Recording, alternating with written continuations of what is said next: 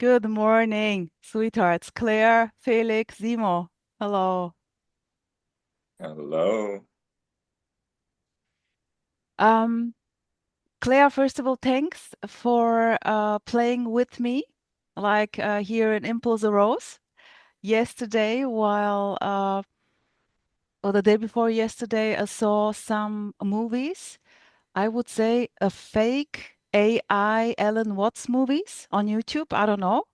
I have not been into Alan Watts, so I don't know really if it's him or not, a mixture of diverse, but it doesn't matter. It's just like what I heard, and it was about ShaDoW and shadow work. And I have heard about ShaDoW and shadow work, and I've also heard about the dark soul of the night. And I was thinking about you, knowing you now, we interacted already a couple of times, and directly thinking about Claire. Oh, I need to share this also with Claire. And for no reason, it's just like what's happening then, sharing with Claire. And then you, in a way, you messaged back, and I was like, oh yeah, yeah, let's talk about it. Let's talk about it. Let's see what's going to come out. And I sent it also to Felix and also to Zimo. Um, First of all, did you listen a little bit to this? No. Okay, Felix? Me, honestly, no. I, Okay, I Zimo? know, I know, I know what is meant by shadow work, Okay, but okay. So because I had no clue what shadow work means. Can you give us an overview of what it was, what the message was? Yeah, in a way, it was exactly like so it's in a way a teaching. It's in a way someone who is recommending like when the so-called person suffers, um there uh it's in a way called like everything. I take myself as example. Everything I thought that is wrong with me. I thought that I should manage my life. I should be happy. I should be polite. I should not have fear, like all those things which are bad, claimed bad. The conditioning. The conditioning, everything which is not nice and easygoing is like, I have to manage this. I have to improve it to make it better. So for me, I would say in a nutshell, these are my shadows. And in this game of Yeah. non-duality, of course, there are shadows. There are always like how this light can be when there is no dark and night. Like it's the game of duality. Innocently so, I had, like, as you said, the conditioning, like it played out that I had the idea that I should do something about it. And I honestly, I, I totally failed. I could not. I was admiring the others, how they are doing this, and I was the only one who couldn't. And I was wondering, why is it so hard for me? And what I noticed later on that I actually, I don't know when or how, but there was no sense of separation. And this was in a way the struggle. And 5 years ago, I simply heard someone saying, well, there is nothing wrong with your fear, with your panic attacks, with whatever conditioning you claim to be bad. That's it. And when I heard this, I was just like, I don't know, there was just a total openness, like a total yes to whatever, like to be completely myself, exactly as I am. And then in a way, everything I heard in the video, like what the shadow work confront or just let go or accept, so to say. This happened, but totally automatically by itself. I call it this was my highest excitement. Can you follow, so to say? I'm curious about the sort of panic attacks and things like that being all part of this. I mean, it's to me, I think a lot of people can say, oh well, it's all what's happening, and so it's all fine. And they kind of can sometimes, and I'm not saying you're doing this, but there can be a tendency to almost jump over some sort of, I might call alarm bells of things that may need some sort of, that's the sort of indication that the conditioning is perhaps still in control. And to kind of say, oh, it's all fine, it can sometimes sort of be to say, well, it doesn't mean that it is all fine. There is still sort of ways that you can experience that, you can explore that, you can disidentify with that, perhaps. You don't want to identify with that as being part of who you are, I suppose. Making that another layer of me. The panic attacks and the anxiety. I would say that is actually there is separation from that.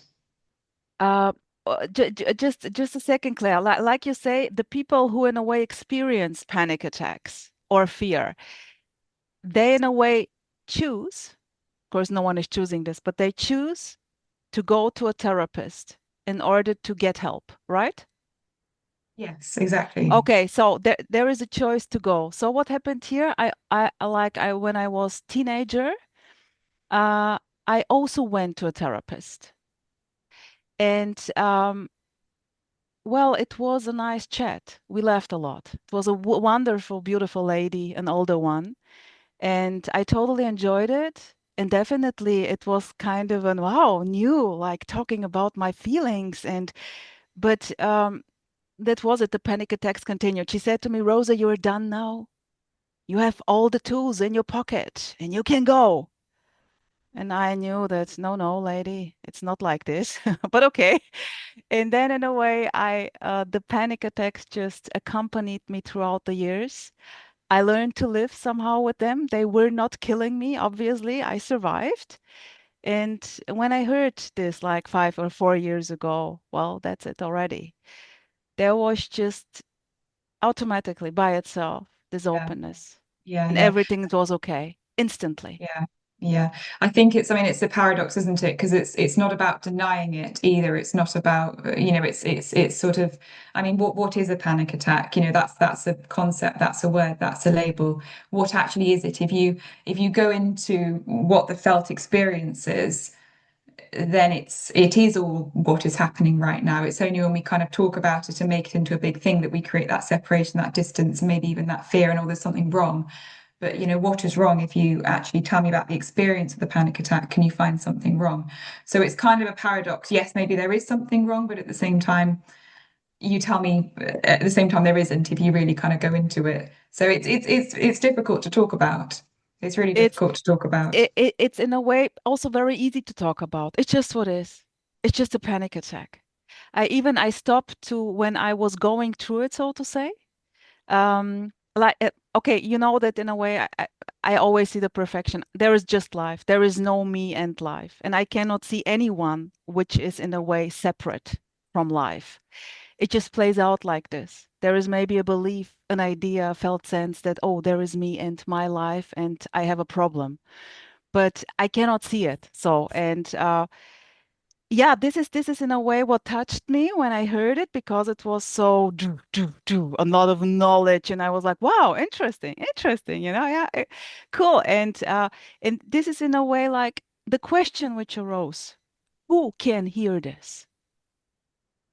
Like the suggestions in the video, how to go, how to do the shadow work, how to help yourself by accepting what is, to let go of the fear, or just stay quiet, see what is in a way going on here with you. Try not to distract yourself outwardly. Who can do it, right? Who can do it? In first place, who is there to have the choice to do it, to make your life better? And this is what came up here, and I was just curious to hear you, Claire, about it, and also like to invite Felix and Simo, maybe out of own experience, also to share something.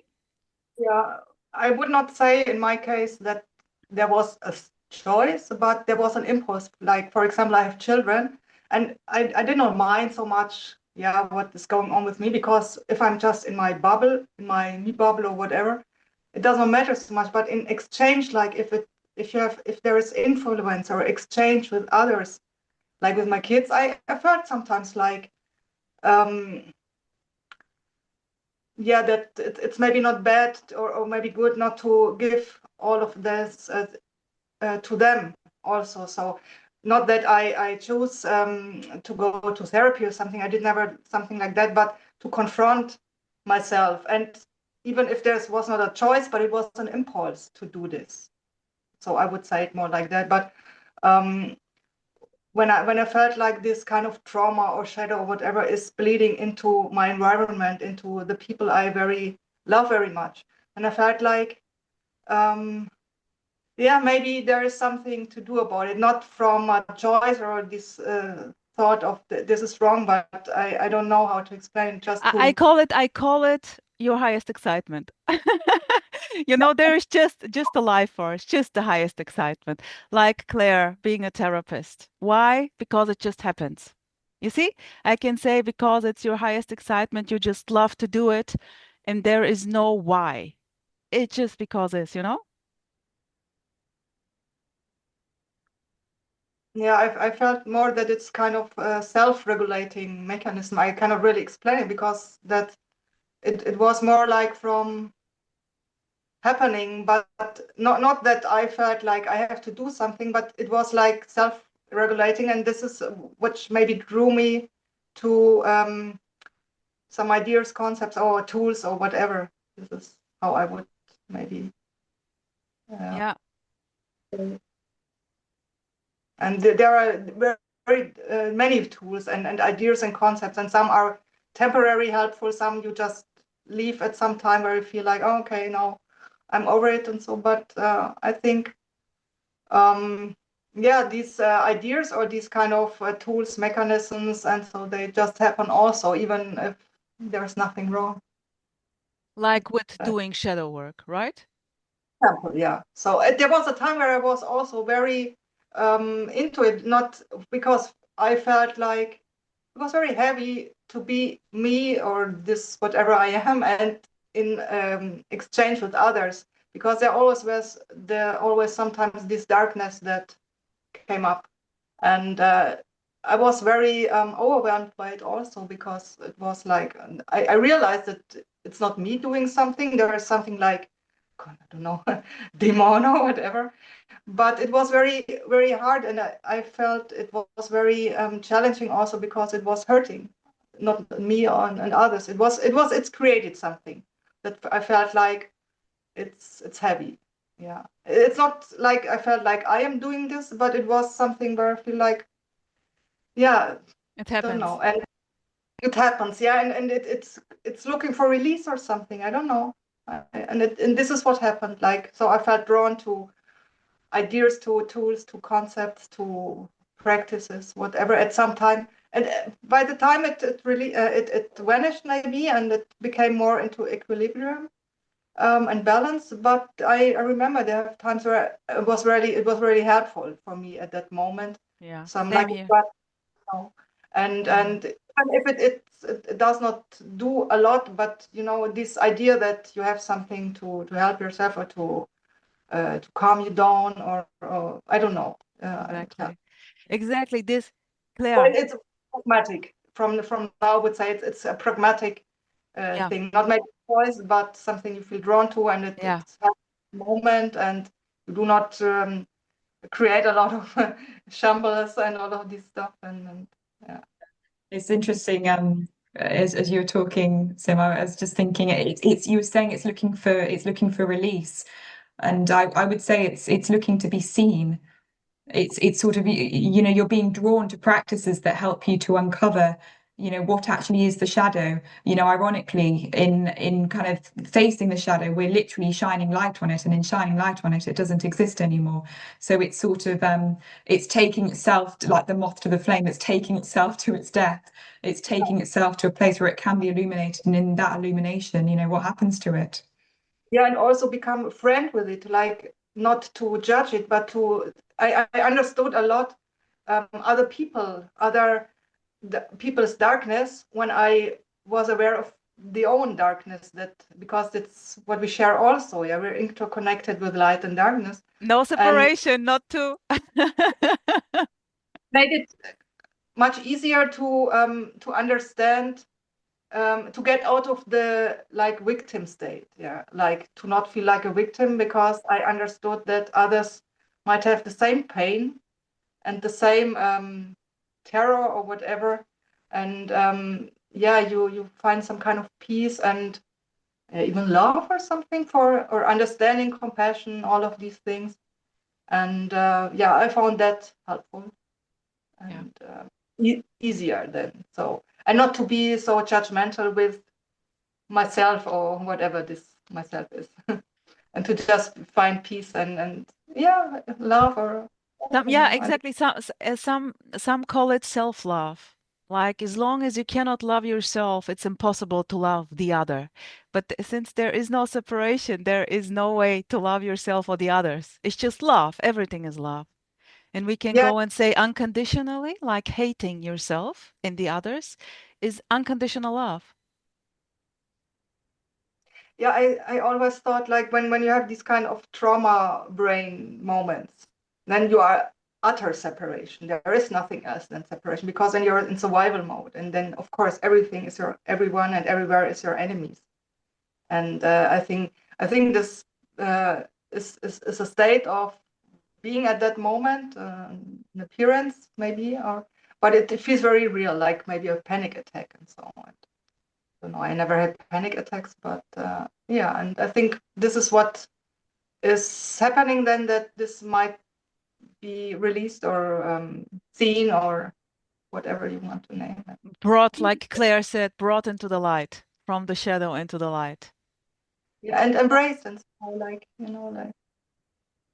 Yeah, yeah. I mean, it's amazing because you're so right. It does feel real. And I mean, if you have a look at it, I would say it's the mind.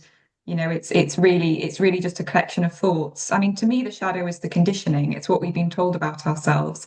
So it's Yeah. this sort of constant loop we have of words and content in our head. And whatever people say, words have power. Words are real. You've got a thought in your head, it's going to create a nervous system response. The brain can't tell the difference between what's real and what's not real. You have a thought about a wild tiger, your adrenaline's going to start pumping, you're going to start feeling tense and anxious. So actually, there is a very physical component to this. It is real. People say, oh, it's not real, it's not real.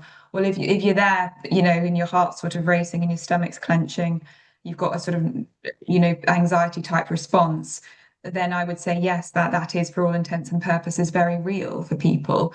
It may be that the thought that triggers it is illusory. It may be that the ideas behind it aren't necessarily true, because all it is the mind, it's the conditioned mind, and that's not who you are. But it can create that sort of physical, real response. And I think that's why it can be quite shaming to say to people, oh, it's all just in your head, oh, it's all just the ego, it's all just the conditioning, It is real. We feel it.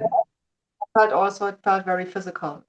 And then the stories came. You try to find stories and to explain these To explain, sensations. yeah, you simply try to understand, and this is really like pain in the ass. Trying to understand. This is impossible, impossible. You go I, back to the source that created the problem in the first place.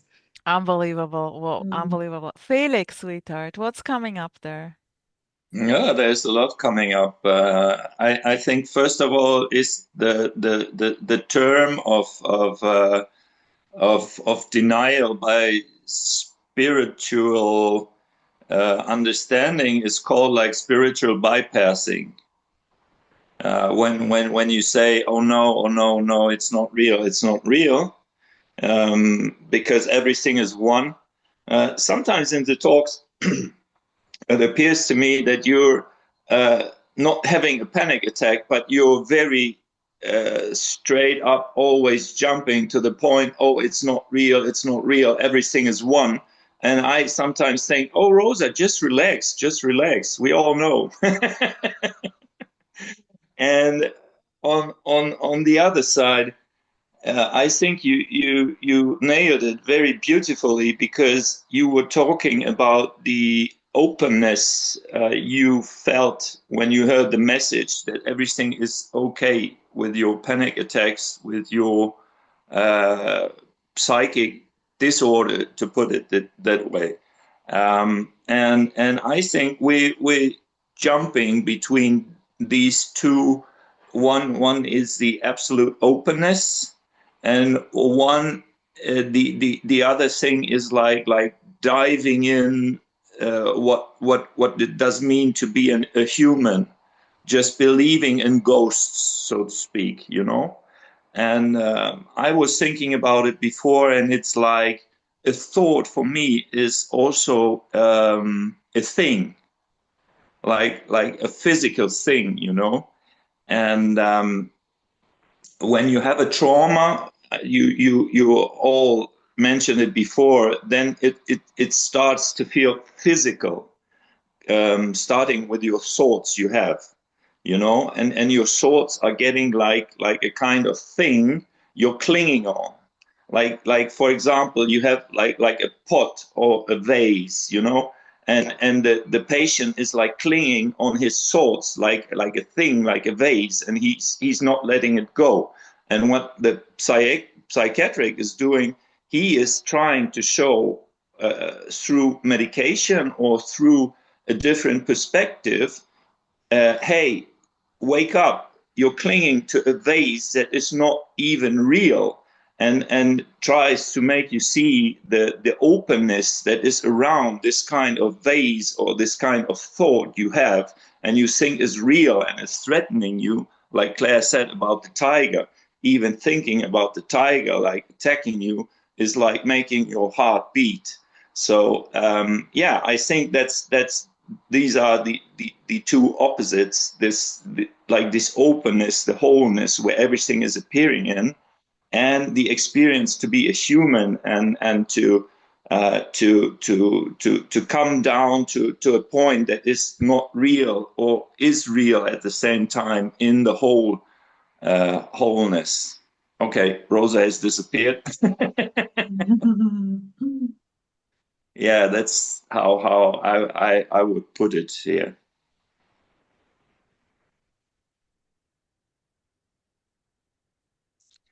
Claire, how do you see your role as I understood you're a psychiatrist, or what are you doing? Psychotherapist. So Psychotherapy. nothing to do with medication. Okay, okay. I sometimes can't see the real difference. So you just doing the talking, right? Well, it's interesting because, you know, talking, you know, that sort of indicates words. And you're so right, Felix. Words absolutely, and it's the thought, isn't it? That's what creates the kind of feeling of separation. It's the thought. And thoughts, words, you know, all the noises we have in our mind. It's sort of it's, I mean, that's kind of the blessing and the curse, isn't it? That there does seem to be a process by which the voices in their head can become less about what you've been told you are and more about who you actually are. You know, because we're never going Claire, to. Claire, who are you actually? Who we actually are? Well, that's just it. We can't talk about it. Okay, okay. Okay. So yeah. I mean,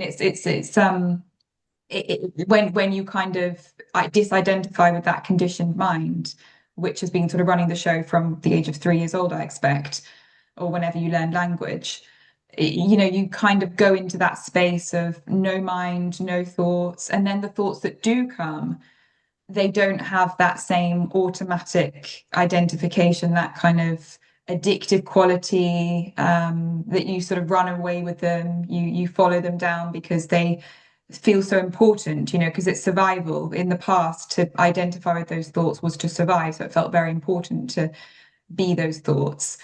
So it's almost a kind of a sort of surgical dissection in a way, really, the therapy. You know, you're helping people to recognize that that's not who they are. And you need to use language and words. You know, I could be a sort of Zen monk and sit in the room, my legs crossed, humming, and that wouldn't really do very much. With koans. Go and wash your cup. I mean, to a degree, that is all I do. It's more sort of, it's the aware. There's nothing kind of particular about. I've read a lot of books, but there's nothing in the books that is doing the therapy.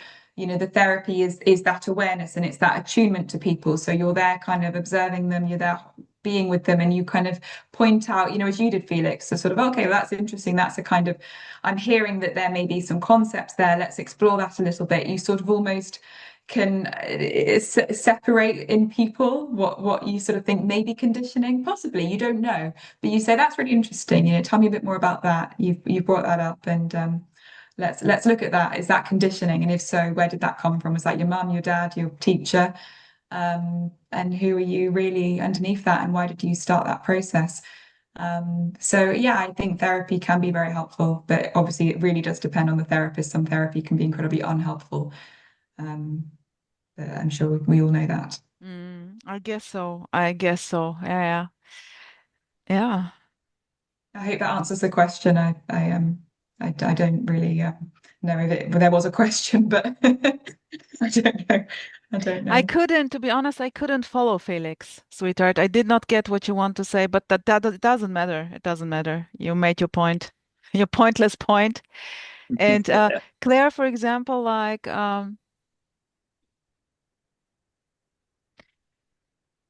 yeah, like going back to my, I don't know, like how Zemo explained like her experience, so to say. And Claire, what about you? Do you have any experiences? What is, can you express it? Like what's the drive, the excitement about, or how would you put it to be a therapist? What is like, what is it? To help people? Or what would you say? I mean, it's a word, isn't it, therapist? I never necessarily wanted to be a therapist.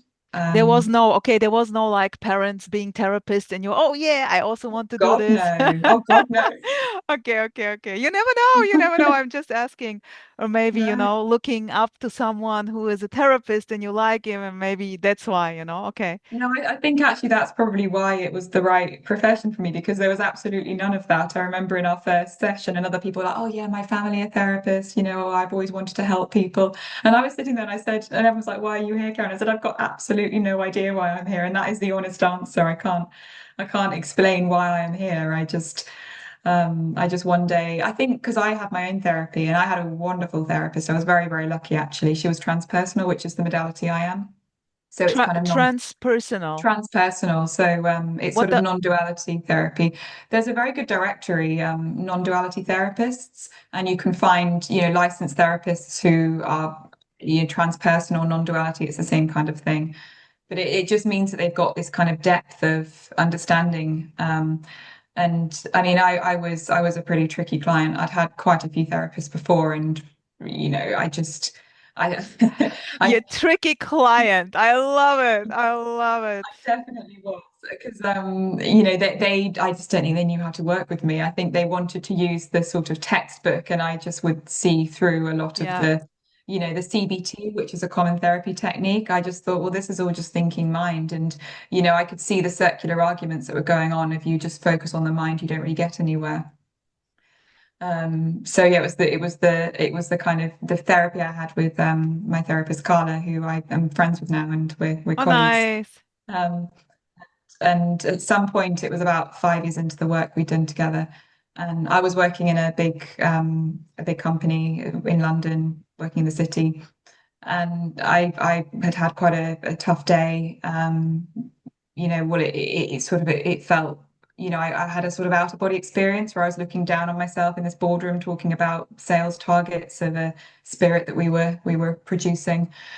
And I just thought, that everyone was getting very serious and very het up, and it all seemed really important. And it was almost that kind of like out of body moment. What am I actually doing here? This is where I'm choosing to invest my talent, my education, my abilities. This is what I'm meant to be getting excited about. And I couldn't connect to anyone in that room. I felt like I'm just not on anyone's wavelength here.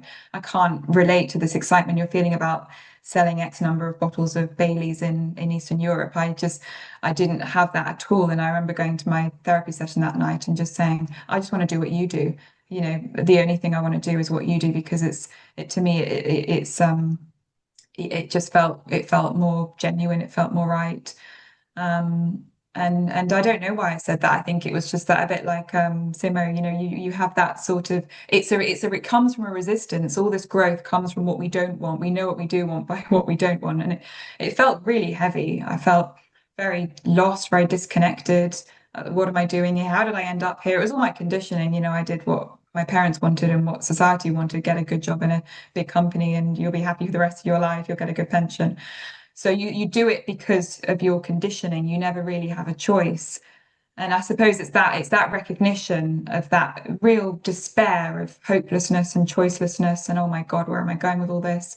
And out of that, it kind of pushes you into something. And it sort of nudged me towards another profession. But I didn't have words for that. I just knew that I was going in another direction, but I never wanted to. It wasn't a concept. It wasn't I want to be a therapist. It was just more, I don't want to be working at Diageo.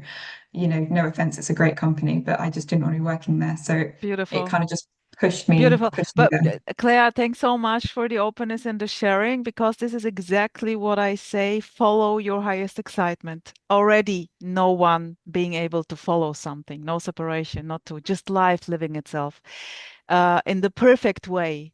Now, you being a therapist, you don't know for how long. This may stop tomorrow for no reason, not because it's like I cannot do it anymore and it just you don't know. You don't know.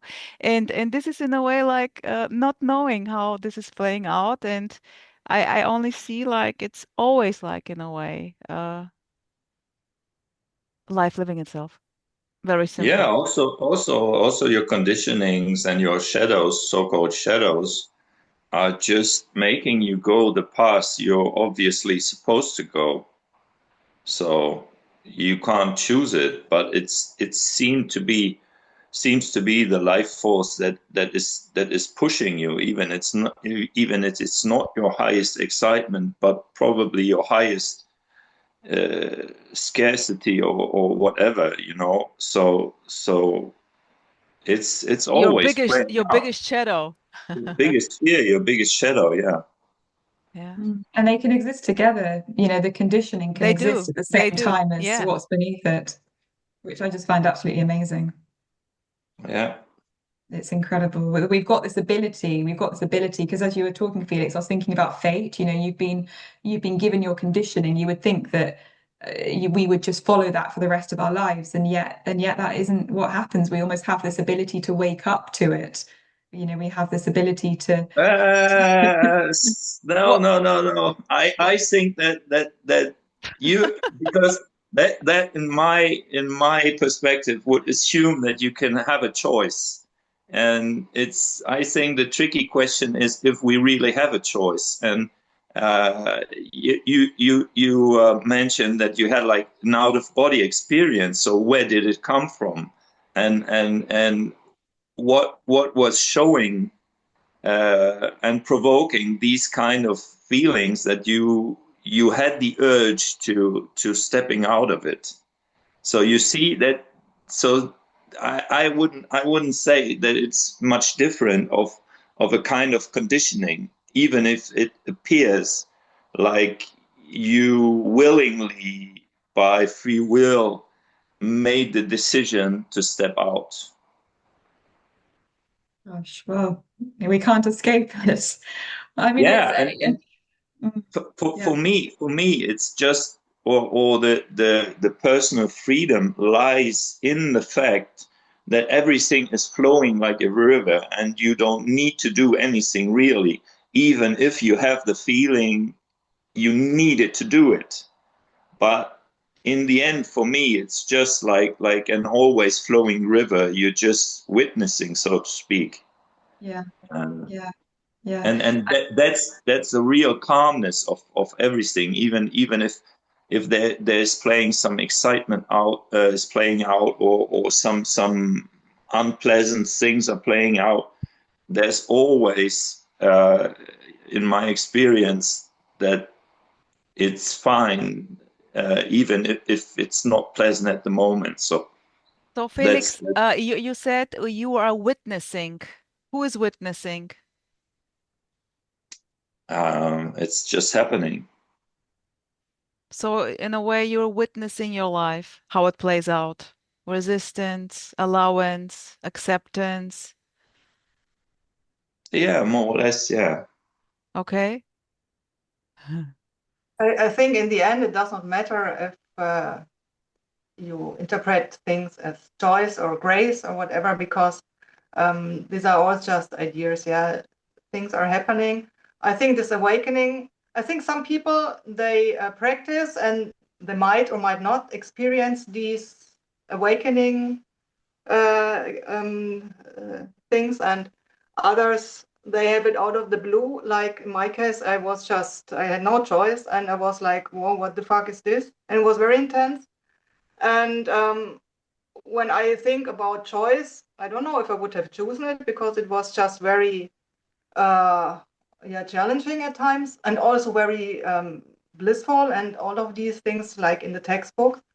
But I was never choosing things like that. Yeah. And other people, they practice and practice, and they want to experience these things, and they always crave, and yeah, nothing is happening, and it's always in the end nothing happening. But it's just um, how experiences and appearances are interpreted. And I think it's always happening looking backwards, like interpreting a past. Like, because if you have an experience, and you did practice some things, and so, and then you have this experience of what others call awakening, then you could say, oh, okay, it was a practice. And for others who went into these experiences without anything, then they say it was grace or so. I think it's always like interpretation, like when you look back to experience and make a story out of it. And yeah, beautiful. we are like these kind of beings that are all a lot doing, and we're kind of doing beings. And kind of ideas that you always have to be busy or not busy, or like have to have a goal, or I think that's Beautiful. how, or created or conditioned or so. And I think Beautiful. a lot of stories are just all again to understand what we cannot understand. And yeah, so I think Beautiful. I would say that we are like flowers or like trees. We just whatever. And being able, like, as a human, like so to say, as a human, being able to know, to experience, to tell a story what's happening. So a tree is not going to be able to tell me what's happening. So I'm growing and I'm freezing, or I don't like the wind. I prefer the sunshine. It's not happening there. And we can do it. We can do it. I don't like this. I prefer this. And yeah, it's amazing. It's amazing. It's just amazing that there is this illusory sense of a me, knowing what's going on, or trying to understand what's going on, which is already impossible. There is no way to understand life. And I think this is wow, this is amazing. And definitely like suffering is grace, Simo, we can say. yeah. And not really, not really, but there is the saying, and yeah, yeah. It does seem to be that suffering is linked to this. Everyone you talk to who's had, I mean, I'm going to use language, had the Yeah. awakening experience, it's difficult to talk otherwise, seems to have come there through a lot of pain.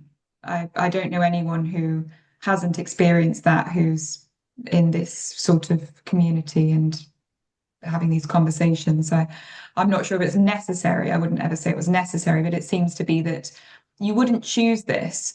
I don't think you would choose this unless there was a real willingness and a real almost desire to just lose everything. You almost have to be You prepared to die. You die. let You go of actually it. die. You die. And most people don't want to die No, because they're no, of course they're not. quite content with their 9 to 5 jobs and their families and their daily life. Absolutely. You have to be pretty depressed, or there has to be something that sort of feels like, well, this isn't right, I I'm wished. willing to throw everything away in Claire, order really, to I get wished, this. I so badly wished to be like, like the person who has the job and then the partner, the family. I wished so badly to be like this, and I couldn't, I just couldn't. And this was just, yeah, we can say suffering. Ironically, what they're doing is, what sort of everyone's wanting peace of mind. That's what as humans we sort of it was always like flowers moving to the sun. We want to feel connected to that source, and people get jobs, they have families. Everyone's a spiritual seeker, really. We talk about seekers and non-duality, but isn't every single human is doing exactly the same thing? We're just doing it we're doing it more directly, seeking enlightenment or seeking the end of suffering. Yet people are doing exactly the same thing by marrying and having a job. It Yeah. doesn't make a difference. There is like this natural, I would say, like when the sense of me and my life, the split kicks in naturally. So nothing wrong with this. It's just what's happening. And then there is this trying to get like complete. A lot of ideas about the partner, like a partner is going to make me complete, or the job and experiencing money, sex, drugs, rock and roll. And then, as you said, more direct, going inwardly. Okay, let's go now to the truth. I want to find the true me, the true self, the enlightenment, so to say, when I am above all the sorrow and the pain, when I am not going to be touched, in all those beautiful games. It just becomes another thing, doesn't it? It's just you're This doing was exactly the same thing. It's at this time you're in non-duality crazy, groups. crazy, absolutely crazy, absolutely, yeah, yeah, yeah. But isn't it? And that's why I love to say it's the total entertainment, absolute entertainment. It's also serious because actually, and it was Sandra who said this the other day, like seek and you shall find sometimes. You say to people, oh, this is all just bullshit, this is all just nonsense. But actually, there's a lot of people interested in non-duality. I would say that actually there is something that is going on. It's not just sort of entertainment, that there's still yeah, I mean, what to say? I can't. What to say? Because it's a sort of paradox in term, isn't it? To say there's something to get, but you wouldn't have all these millions of people going to satsangs and listening to these talks for nothing, even though it is nothing. I would say, But clear, there's clear, still but I something. would definitely say that the drive, there is a need, there is a suffering pushing you to this. It's not, no one is going to, very few people go there for entertainment. Oh, let's entertain myself. I want to listen to this. I just love it, why ever. Most of them will really try to fix something which is lacking in the life.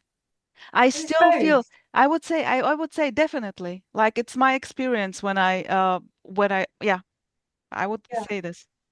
Yeah, I mean, it's both, isn't it? It's but at the same time, there's a resonance. There's a sort of, I mean, the first time I came across Rupert Spira, I was 28, I think. I was sitting in my apartment in Amsterdam and I turned on YouTube and this video came on by him.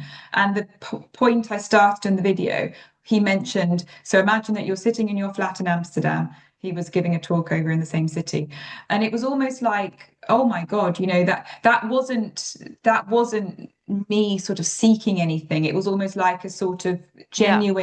genuine connection, something in me connected with something in him. So I think you're right that people go to talks like that because there's a suffering and someone says, oh, It's enlightenment's the it, answer. it's But there's it's also a genuine draw. I had what he had. I just didn't know it.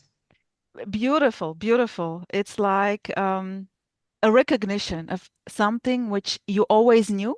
I would say that it's known. Everyone knows that there is no, I would just simply say there is no separation, not two. I would just put it like this. And there is just whole and complete, just unconditionally what it is, and it's perfect, but not for me. And this is known. And then when there is a sensitivity or when there is enough suffering happening or whatever, then when you hear this or just see a bird flying, this is touching you for no reason. And then there is this resonance to yeah, to life. And this is like magically playing out. There is a recognition. And Yeah, definitely. And Yeah, and people always I say, think that, yeah, I also think, yeah, because we're talking about suffering, and suffering. That's what I was talking before. Uh, it's focusing you on one tiny point, and sometimes the experience of focusing on one tiny point that is your suffering is emphasizing the wholeness and the openness around it.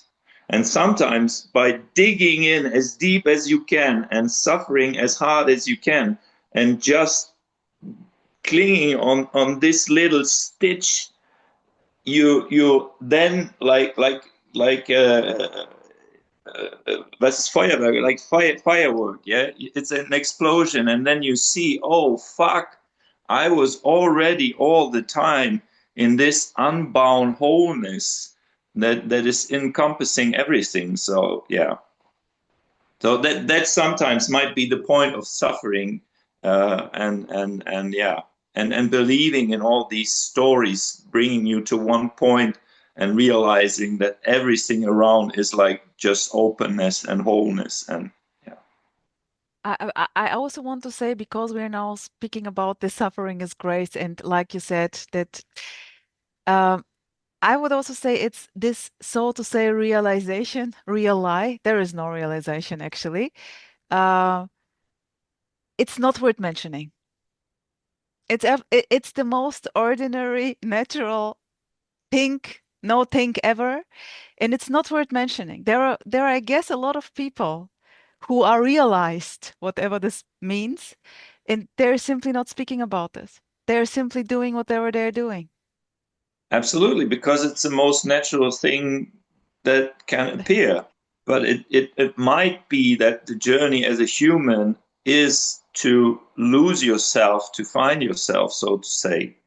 And as you mentioned, realize, real lie, or depressed, yeah, like deep rest. Yeah. It's like the two sides of the same coin, and That's it it's already. That's it already. exactly, That's it exactly. already. Claiming And to you be flip suffering and or you flip the coin and you say, "Oh, what the fuck! It was always one coin." So yeah. So exactly. that's a So cosmic so joke. so so the immediacy of all this, there was no way to freedom. The suffering is the freedom. The depression is the freedom already.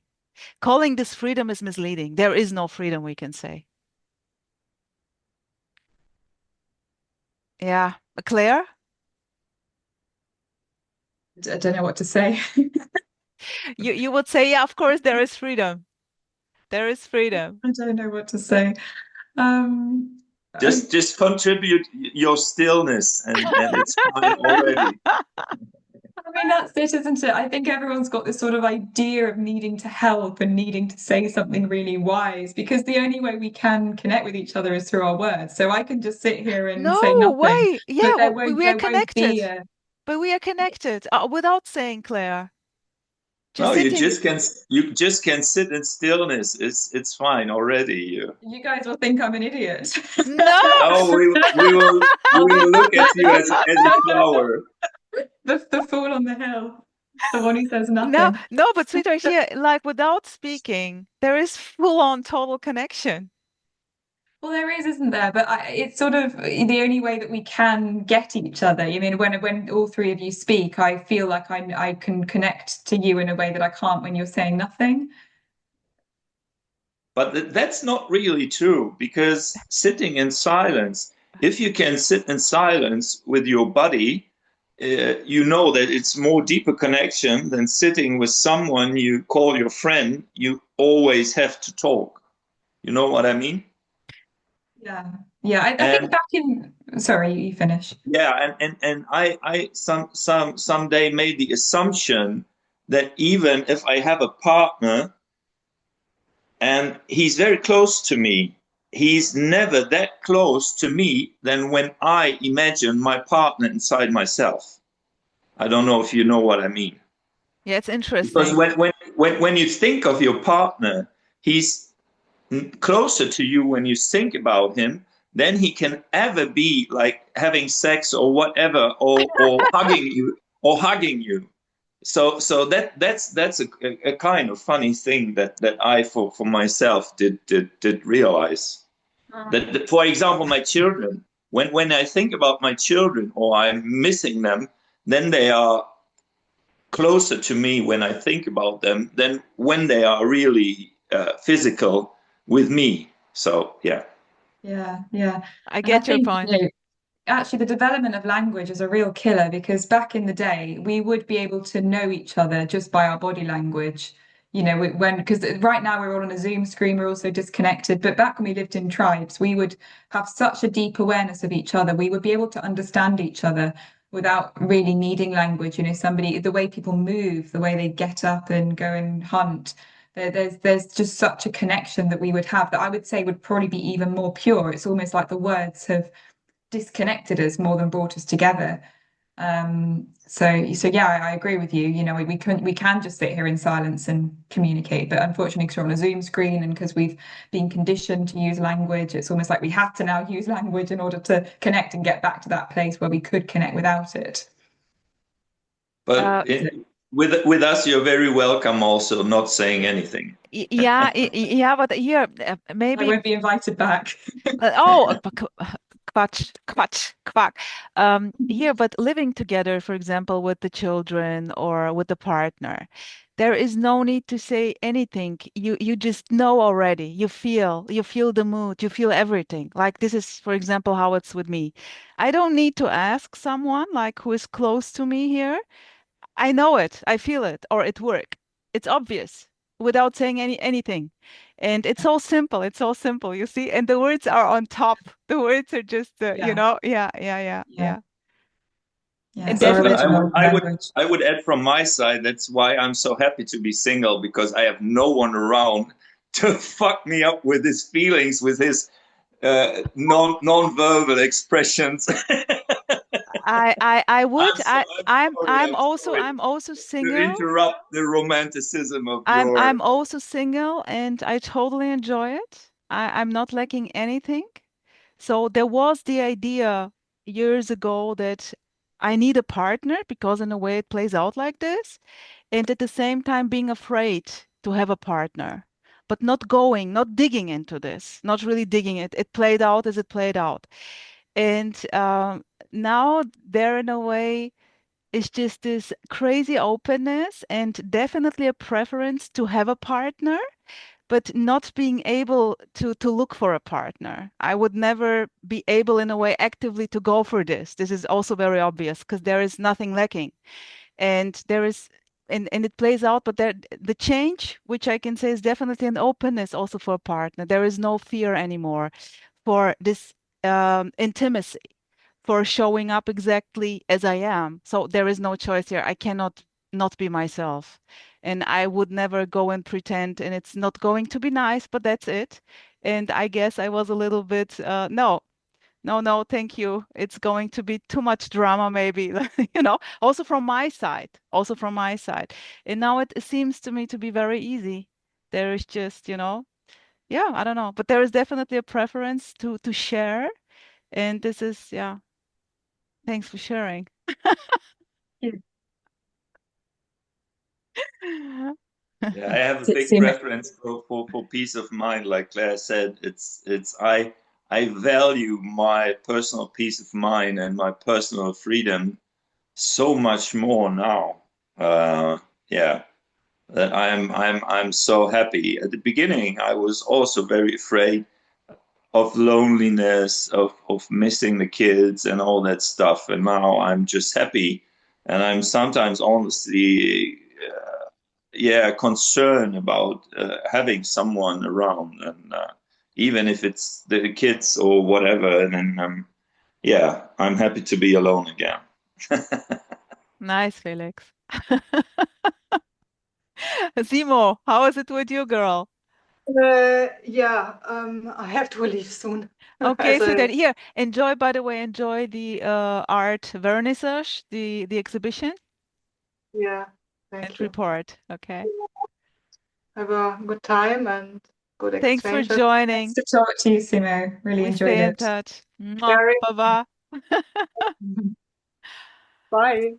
Yeah, Claire, sweetheart, again, like, thank you for the openness. I always like feel free to share with you when something is coming up.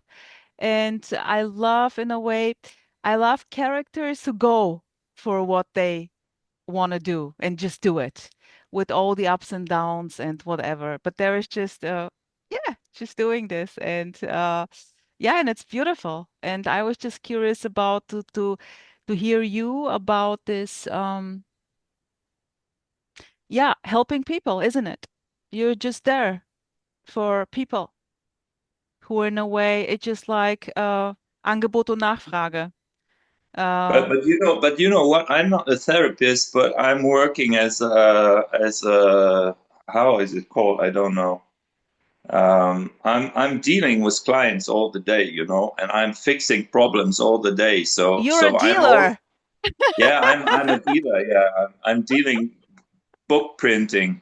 Ah, okay. And yeah, and sometimes the clients they are so crazy, and I think they should have gone to therapy. But yeah, but I'm now in the position to level all that out. Yeah. It's interesting because I also like in a way meet people and I'm just like, oh my gosh, I couldn't survive 2 days in a row like this, with such an Yeah, attitude towards life. and that's what Simo was mentioning at the beginning.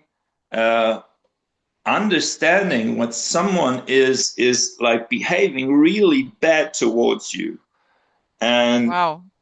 then yeah, and then I'm thinking, oh shit, this person has to live like this way Yeah. 24 hours a Yeah. day, and Exactly. it's just hitting me like 15 minutes, but Exactly. he has to live like in this kind of thinking and this kind of judgmentalism all day Felix, long. Felix, so in a way it's very obvious. I know this example exactly. I know what you mean with such a guy. And I'm just like stunned, amazed by this. How is it even possible to survive like this? I could not go in the car and drive maybe 50 meters without an accident with such an attitude. You know what I mean? Yeah, yeah. It's crazy. It's crazy. And this is the freedom, just to be exactly as you are, hating yourself and hating the others, not two, no separation, perfection. You see? And this is Yeah, so obvious. And I and, would and yeah, and we have a guy also working in our office, and he's speaking to his clients, and I just hear him say, "Yeah, yeah, okay, yeah, yeah, okay, okay," and I say, "How did you get your clients just not complaining? How did you achieve it?" And he was saying, "Okay, I'm working with them 20 years, and what did you do with all the assholes? They just fall away." And I just have like the cool ones left. And I say, oh, this was so mind blowing for me. You know, just say, yeah, yeah, okay, okay, okay. It's crazy. It's crazy. Yeah. like in a way not intervening, right? Like Not well, intervening. totally. No one's really complaining. No real problems. I'm sure Absolutely. he has some issues, but he yeah. But I would say definitely in a partnership, so to say. I mean, not to no separation, no relation. I would say there is simply this is in a way just this free thing. So of course, if you are my partner and there is something which is triggering me, definitely I will go and say it to you. I'm not going to say okay, okay, because it's in a way it's about you and me then. It's if, it's just very honestly, I would say it. I'm not going to say, oh no, maybe he's not wanting to hear this. And Oh, this is an issue I would like to ask Claire. I suppose you're in a relationship, no? What's the question? Are you in a relationship? Not at the moment. Oh, okay. Did you have a relationship when you was already processing this kind of non-duality stuff? Because some people are talking about, yeah, my partner is not in non-duality, or he's very into non-duality, and we live in like a kind of rainbow unicorn Butterflies. butterfly relationship. I'm very Well, curious about if both sides are aware of what's going on, and that it's just a play. If it's changing anything, I would say no, but that's would be yeah, I my mean, question. I would say that if two people are interested in non-duality, it is a terrible, terrible relationship, and it will not work. Ah, Um, I think that's not the answer I would have expected, but no, yeah. I think the simpler the better, really, with relationships.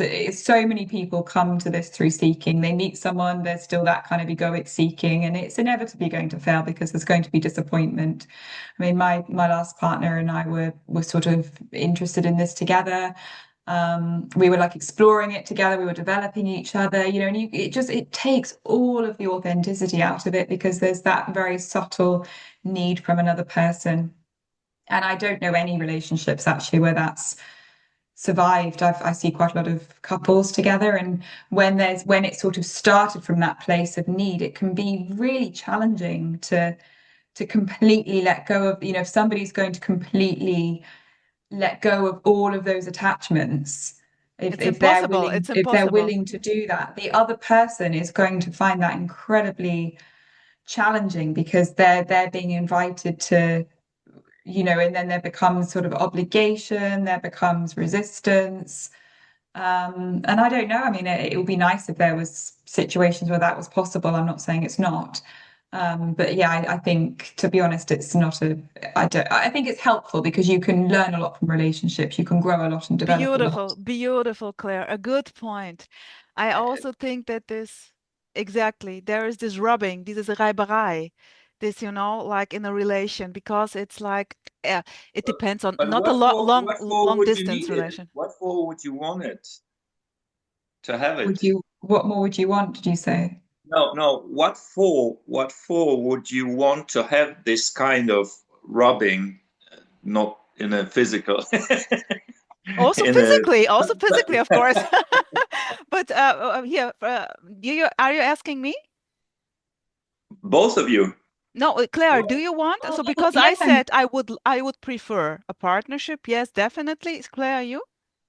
I don't know. I mean, I think I don't. Relationships are such interesting things because I don't know if we consciously choose the relationships that we're in. We tend to just life lives us a bit like with my career as a therapist. It just tended to happen. Yeah, You come across people in your paths, and yeah. then you get married, and then you have all these commitments, and then it sort of becomes something that you have to stay with, even if you've developed and grown and you want to go in a different direction. There was a very good psychotherapist. I can't remember his name. He said that actually the most healthy way to be is for everyone to be totally uncommitted and to get together to, form projects, to have sex, to reproduce. If you want to get together with someone and they're interested, you're interested, brilliant, go for it. But, in our modern society, we've sort of created these concepts and these forms that can become so rigid, and it's totally restrictive on our freedom because you feel like you're totally bound to these concepts and these realities that actually can be limiting sometimes. Beautiful, Claire. When I say partner, I don't mean a relationship. So there is no relating. It's just free. It's totally free.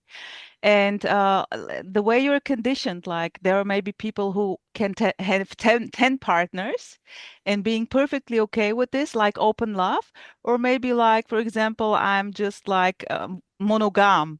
It's just like the preference here for no reason. But nevertheless, it's going to be a totally freedom open thing.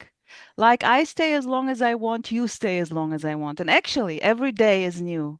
There is no such thing. You are my partner. I'm your partner.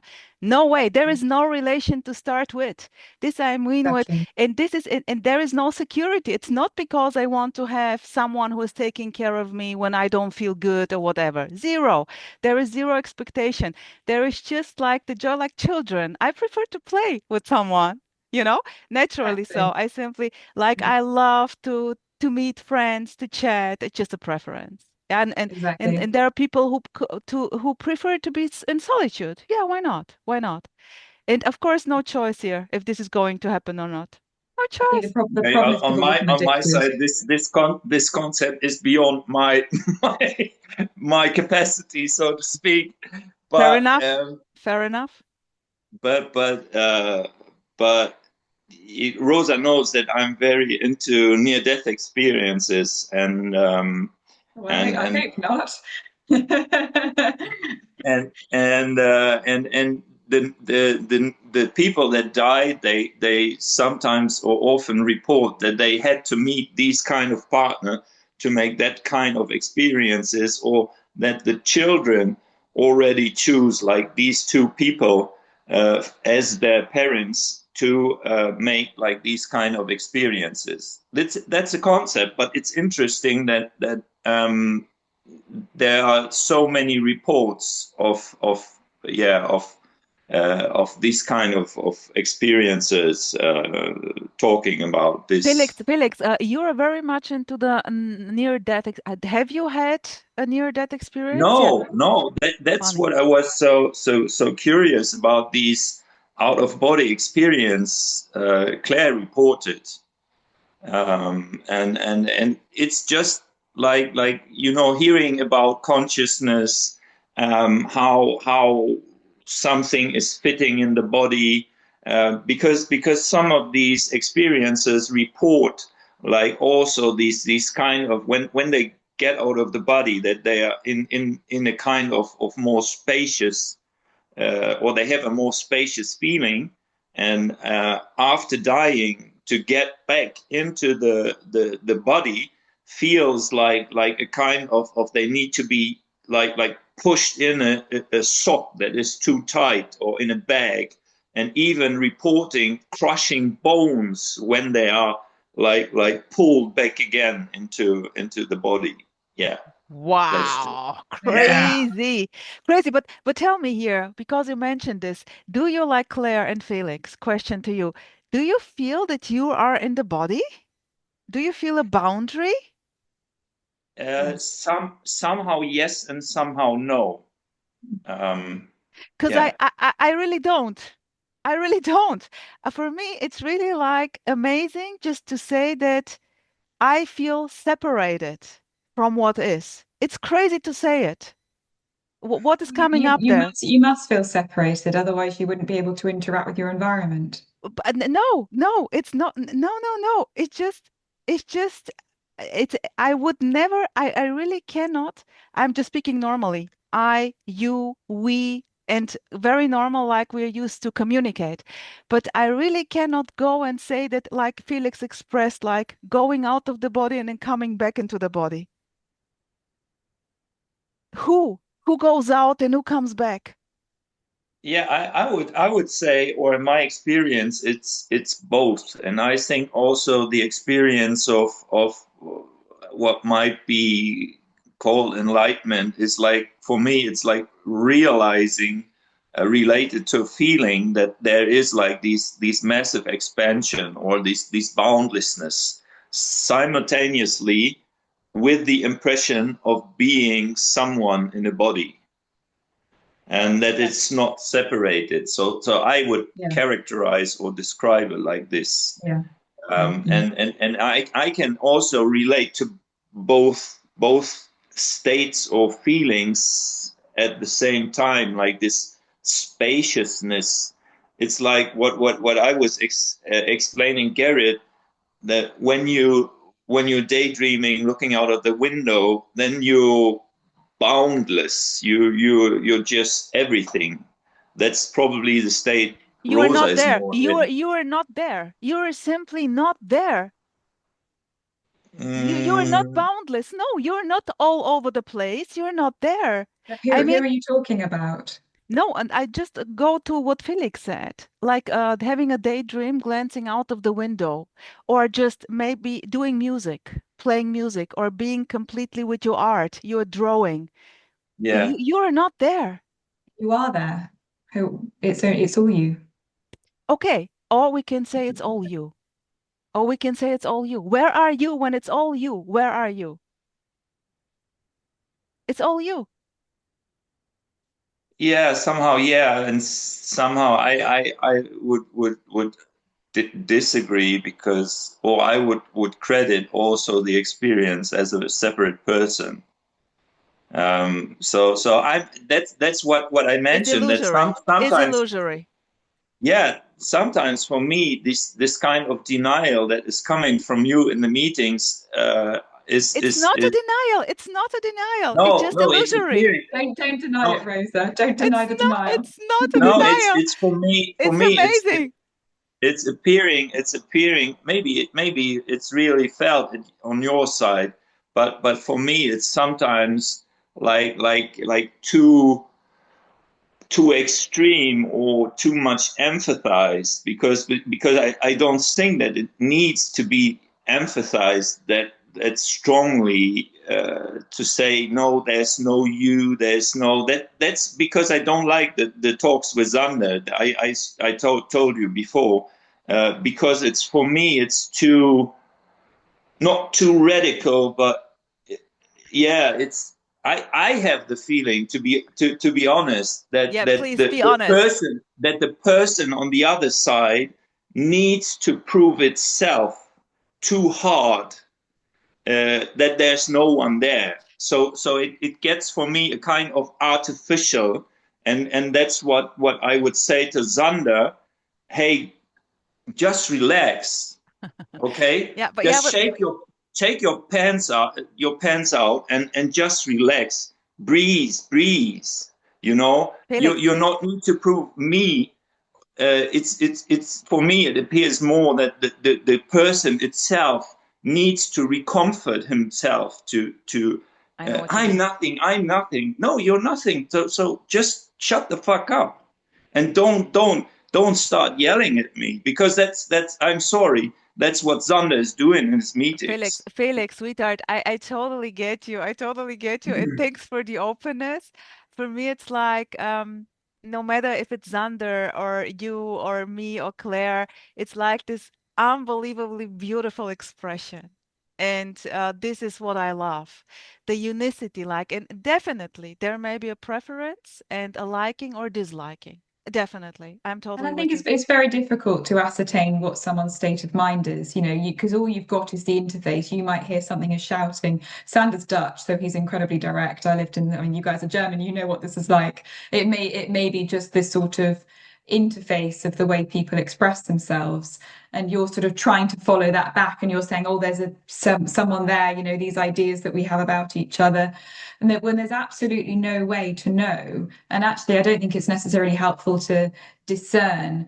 I think a lot of people have this idea of, and it's human nature, right? We make judgments because we want to know where we stand with people. We interact with them based on how they interact with us, and we might want to keep our distance. We might want to have more contact with them.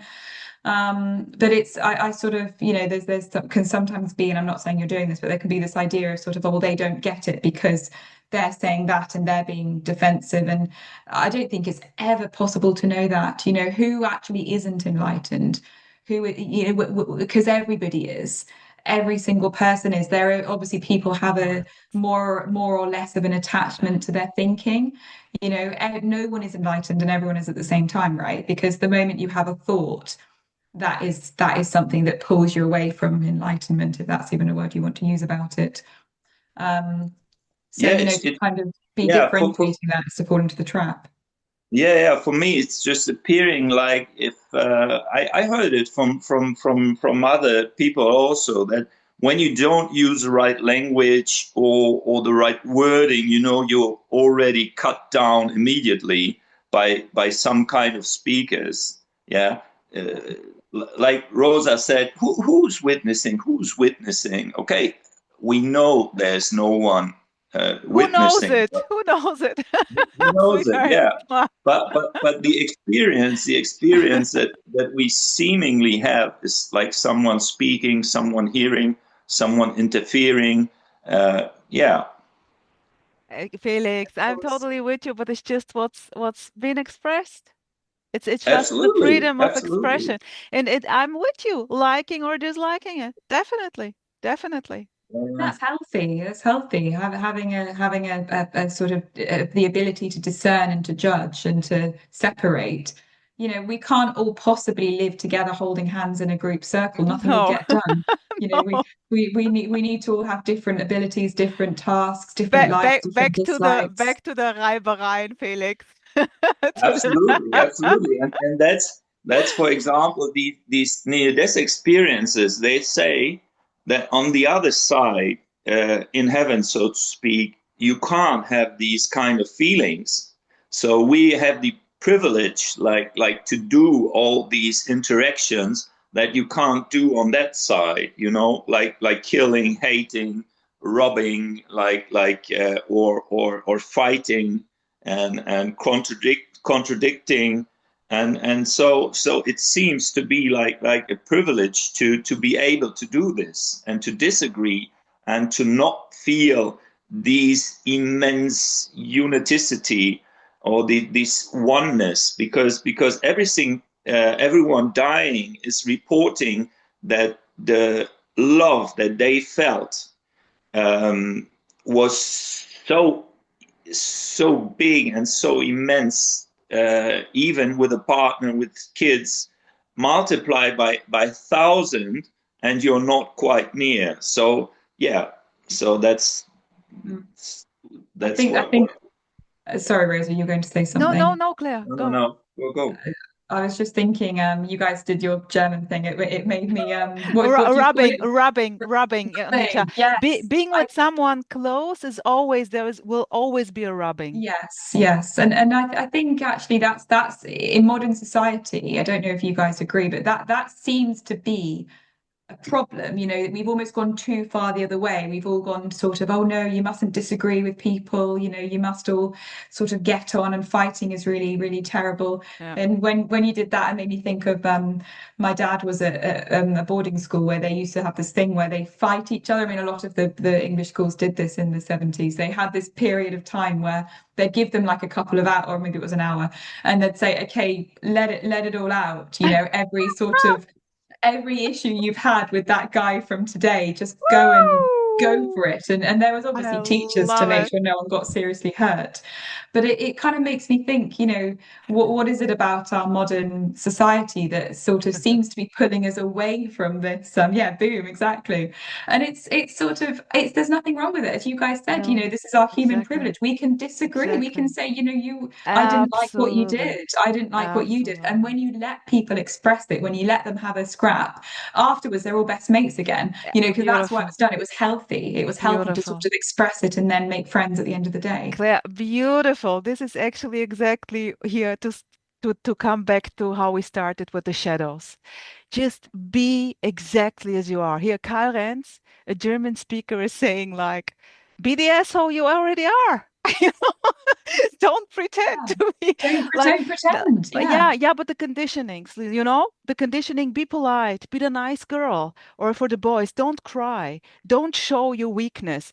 Uh, Innocently so, being conditioned. And then in a way, life is teaching you the other way around. No, it's okay to boom out. It's okay not to like it. It's okay to judge it. So what? Yeah. But in a way, can you stand it? Can you stand it? Then just to in a way um to in a way you are in a way being seen then. Normally, when you behave Yeah, like the exactly. others, you're unseen. You see, you're invisible. And it's a protective mechanism. But Yeah. when I boom out, I'm not any like against the flow. Like I was suffering always because I was always against the flow. No, with the flow, but always against it somehow. And I couldn't help it. Yeah. And Yeah. then you are always like in a way outstanding. But you don't want to. You cannot. And this is not nice. And no one is supporting you and saying to you, it's okay, Rosa, it's okay. They say, well, try it like this, integrate better, then maybe the suffering will get better. Nothing to fear in the shadow. There's absolutely nothing to fear. We're not killers, you know. Yes, we're not anymore, you know, we're not going to go on a horrible rampage and destroy people's property.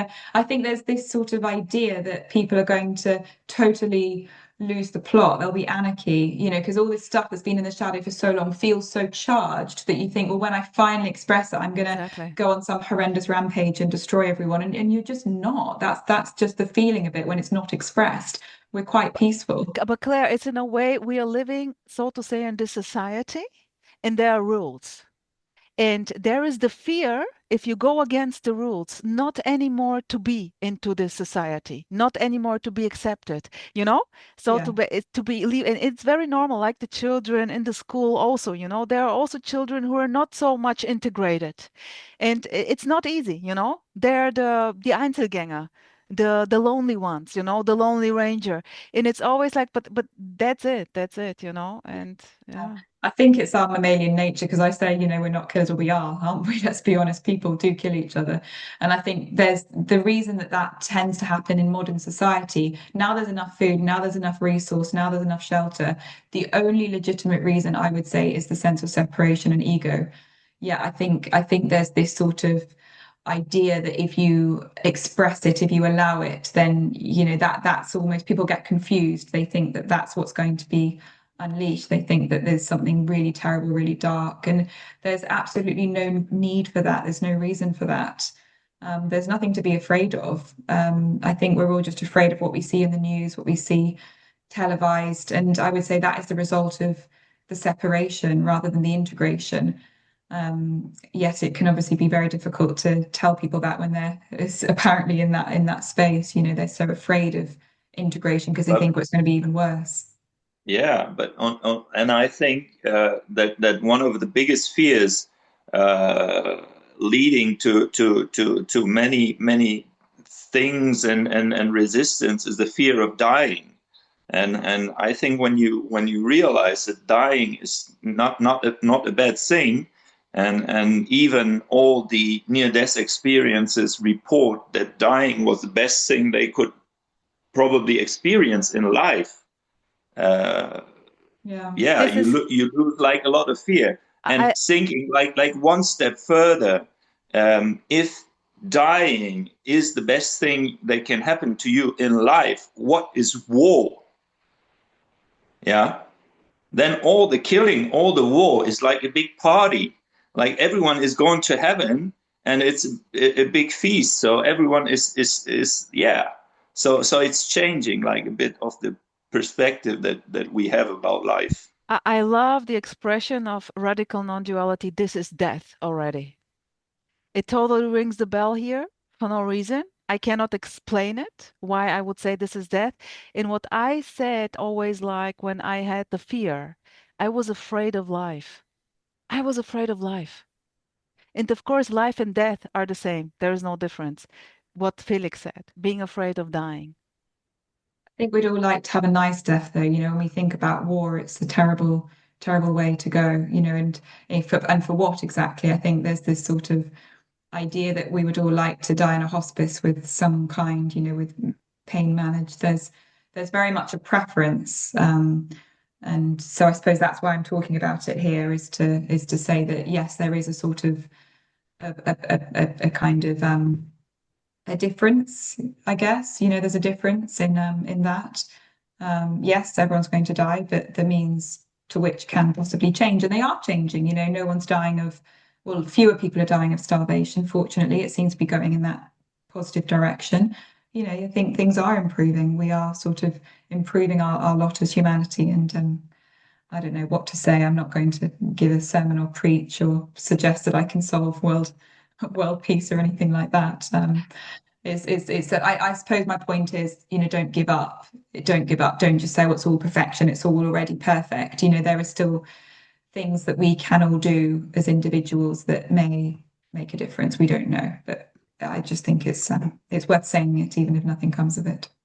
But And you assumed it very right that most people are not afraid of dying itself, of losing their self, so to speak, but they're afraid of suffering uh, in the process of dying. yes, But from the other side, again, from the near death experiences. when you have the concept of a soul coming down on earth, making experiences like being raped, being stabbed, starving of, or dying of starving, yeah, there are, so to say, no mistakes or no things to improve, although improvement in the real world might happen. You know, a doctor will still help. I would still pull back a kid from the street when I see that it's running in front of a car. Yeah, I would still help when someone is falling off his bike. That's happening by itself. So Is again, everything. We can't help it. Is everything. It happens by itself. yeah, and we will still help, or we will not help, even knowing that we could improve. So yeah. Sweethearts. So, how time is flying, amazing. Yeah, beautiful. We can go for hours, I guess. And we love talking and yeah, beautiful subject. Um, yeah, what to say? Interesting. I don't want to interrupt now so radically, but actually there is also no such a thing as interrupting. And I just want to express the joy again, just to connect, to share some ideas, stories. And thanks for the openness. This is maybe I'm in love just with the openness, like people who express themselves very direct, open, no matter what. And yeah, it's beautiful. It's beautiful. And So we love each other, even if it's through Zoom. not really. I wouldn't say so. There is just love. Let's put it like this. Naturally, so there is just love. Okay, And so you're not loving me personally. not really, sweetheart. No. Oh, no. Sorry to say, but there is just love. Yeah, indeed. And yeah, thank you for this beautiful chat. And let's simply stay in touch. And Yeah, thank you for the invitation. let's see, let me stop the recording.